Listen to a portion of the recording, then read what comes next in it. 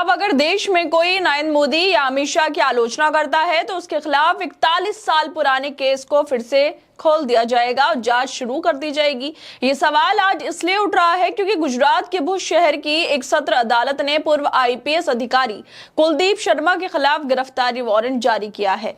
4 दशक पुराने इस मामले की सुनवाई अचानक तेज हो गई और अभी ये खबर सुर्खियों में है। कुलदीप शर्मा कोई आम अफसर नहीं है, वो वही अधिकारी हैं जो भारतीय जनता पार्टी, खासकर नरेंद्र मोदी और अमित शाह के मुखर आलोचक रहे हैं। उन्होंने न सिर्फ पुलिस तंत्र में राजनीतिक हस्तक्षेप पर सवाल उठाए थे, बल्कि 2005 में अमित शाह पर रिश्वत के आरोपों की जांच भी शुरू की थी, जिसके बाद उनका करियर धीरे धीरे किनारे कर दिया गया। अब सवाल ये है कि क्या ये सब महज कानूनी प्रक्रिया का हिस्सा है या फिर सत्ता से टकराने की पुरानी कीमत वसूली जारी है। 1984 की घटना से जुड़ा ये केस 41 साल तक लगभग ठंडे बस्ते में पड़ा रहा, लेकिन अचानक इसकी सुनवाई में तेजी आई और अब शर्मा के खिलाफ गिरफ्तारी वारंट जारी हो गया। दरअसल गुजरात के भुज से निकली ये खबर न सिर्फ एक पुराने केस को फिर से जिंदा कर रही है, बल्कि सत्ता, पुलिस और राजनीति के गहरे रिश्तों पर भी सवाल खड़े कर रही है। 1984 के एक पुराने मामले में रिटायर्ड आईपीएस अधिकारी कुलदीप शर्मा के खिलाफ वारंट जारी किया गया है। अदालत ने यह आदेश तब दिया है जब शर्मा 15 दिन की जो समय सीमा थी उसके अंदर स्थगन आदेश या जमानत नहीं ले पाए कोर्ट से। उन्हें पहले ही 3 महीने की सजा भी सुनाई जा चुकी है। यह मामला कांग्रेस नेता अब्दुल हाजी इब्राहिम पर हुए कथित हमले से जुड़ा हुआ है, जो उस समय पुलिस द्वारा निर्दोष लोगों के उत्पीड़न के खिलाफ आवाज उठा रही थी। लेकिन अब सवाल ये उठता है कि इतने पुराने मामले को अचानक फिर से क्यों खोला गया? क्या यह महज एक कानूनी प्रक्रिया है या फिर इसके पीछे राजनीतिक प्रतिशोध की बू आ रही है? कुलदीप शर्मा का नाम कोई साधारण नाम नहीं है। ये गुजरात पुलिस के उन अफसरों में से रहे हैं जो नरेंद्र मोदी और अमित शाह की आलोचना करने से नहीं डरते थे। यही वजह है कि यह मामला अब सिर्फ 1984 का नहीं रह गया, बल्कि सत्ता और असहमति के बीच की खींचतान का प्रतीक बन गया।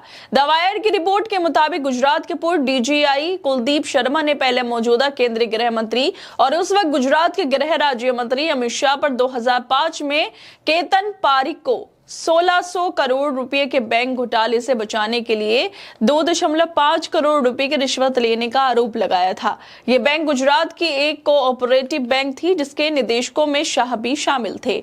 कुलदीप शर्मा जो उस समय सीआईडी विभाग में एडिशनल डीजीपी थे, बाद में उनका तबादला Gujarat state sheep and wool development department में कर दिया गया। शर्मा का कहना था कि उन्होंने जांच शुरू की तो उन्हें सजा के तौर पर सेवा से बाहर कर दिया गया और एक गैर प्रशासनिक पद पर भेज दिया गया। सवाल यह है कि क्या अब यह वारंट उसी पुरानी रंजिश का हिस्सा है? क्या सत्ता से टकराने की कीमत अब उन्हें जेल जाकर चुकानी पड़ेगी? गुजरात के राजनीतिक गलियारों में ये कोई नई बात नहीं है। जो भी अधिकारी सत्ता के खिलाफ आवाज उठाता है उसे किसी न किसी रूप में निशाना जरूर बनाया जाता है। शर्मा के साथ भी शायद वही हो रहा है। उनके तबादले, निलंबन और अब गिरफ्तारी की कार्रवाई सब एक लंबी कड़ी का हिस्सा सी लगती है। उनका अतीत देखिए, उन्होंने मोदी शाह की कार्यप्रणाली पर कई बार सवाल उठाए, पुलिस में राजनीतिक हस्तक्षेप की बात की और यहां तक कि सीआईडी में रहते हुए सत्ता की मर्जी के खिलाफ काम किया। तो ये महज कोइंसिडेंस है कि वही अफसर 41 साल बाद पुराने मामले में जेल जाने के कगार पर खड़ा हो गया? द वायर की रिपोर्ट के अनुसार कुलदीप शर्मा आईएएस ऑफिसर प्रदीप शर्मा के भाई हैं। प्रदीप शर्मा ने 1981 में गुजरात एडमिनिस्ट्रेटिव सर्विस में डिप्टी कलेक्टर के तौर पर नौकरी शुरू की थी और 1999 में उन्हें 1994 कैडर की सीनियरिटी के साथ आईएएस में शामिल किया गया था। 2010 में उन्हें निलंबित कर दिया गया। प्रदीप शर्मा 2015 में सेवा से रिटायर्ड हुए, जो उनकी पहली बार भ्रष्टाचार के आरोप में गिरफ्तारी के 5 साल बाद था।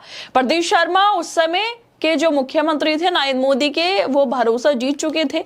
हालांकि बाद में दोनों के रिश्ते बिगड़ गए और प्रदीप शर्मा ने आरोप लगाया कि उन्हें इसलिए परेशान किया जा रहा है क्योंकि उन्हें कच्छ में एक युवा महिला आर्किटेक्ट की जासूसी के बारे में जानकारी थी, जो कथित तौर पर नरेंद्र मोदी के कहने पर की जा रही थी। उन्होंने इस कथित जासूसी मामले की जांच के लिए सीबीआई जांच की भी मांग की थी। 2015 में प्रदीप शर्मा की गिरफ्तारी और मोदी के प्रधानमंत्री बनने के बाद कुलदीप शर्मा ने कांग्रेस ज्वाइन की थी।